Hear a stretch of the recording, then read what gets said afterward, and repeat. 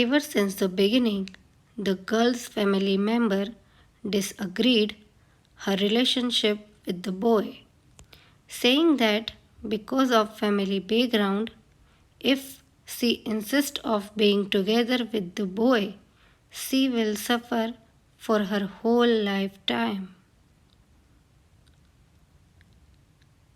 Because of the pressure applied by family members, she frequently quarreled with him. The girl did love the boy. She used to ask him, "How much do you love me?" Because the boy was not good with words, he used to make her angry. With additional comment from her parents, her mood got even worse. The boy has become her anger releasing target, and the boy just silently allowed her to continuously release her anger on him. Later, the boy graduated from university. He planned to further study overseas, but before he left, he proposed to the girl. "I don't know how to say nice words, but I do know that I love you. If you agree, I am willing to take care of you the whole life. About your family members, I will work hard to convince them and agree on us. Marry me, will you?" The girl agreed, and her parents, looking at the effort shown by the boy, agreed with them. Finally, before the boy went overseas, they were engaged. The girl stayed back in the hometown, stepped into the working society, whereas the boy continuing his study overseas. They maintained their relationship through telephone and letters.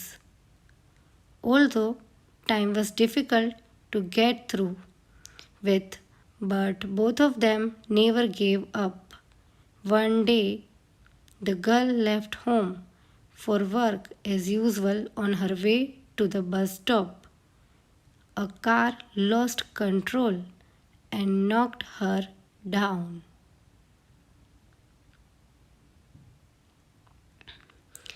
As she awoke from unconsciousness, she saw her parents and realized how seriously she got hurt and how fortunate of her not to get killed. Looking at her parents with their faces got all wet by their tears, she tried to comfort them. But then she found out that she can't even spell out a word. She tried her best to make some voice, but all she managed was to breathe without any voice. She was mute. According to the doctor, the injury affected her brain and that caused her to be mute for the rest of her life. Listening to her parents persuade, but can't even reply with a single word. The girl collapsed. Throughout the days, others then crying silently, still she was crying. Later, the girl discharged from hospital. Returning to her home, everything was still like before, except that the phone rang. Except that the phone ring had turned into the worst nightmare of hers. Ring after ring continuously stimulating her pain, but she couldn't tell the boy. She didn't want to be a burden to him and wrote him a letter telling him that She no longer wanted to wait. The relationship between them ended and even returned him the engagement ring. Facing the letters and telephone from the boy, all she could do was to allow tears falling from her eyes. Her father decided to move after seeing the pain she was suffering, hoping that she could forget everything and be happier into a new environment. The girl started to learn, slowly picking up sign language and started over again, also telling herself to forget the boy. One day, her best friend told her that the boy's back. He is searching all around for her. She asked her best friend not to tell him about her and asked her to tell him to forget her. After that, for more than a year, there was no news of boy.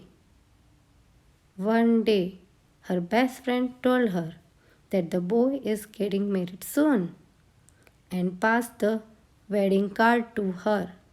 She opened the card sadly, but she found her name on the card. The moment she wanted to ask her the best friend, the boy appeared in front of her. With an unfamiliar sign language, he told her, I spent more than a year's time to force myself to learn sign language in order to tell you I have not forgot our promise. Give me an opportunity. Let me be your voice. I love you. Looking at the slow sign language by the boy and the engagement ring, she gave back to him. She finally smiled. Moral: do not be a coward and run away whenever there is a problem.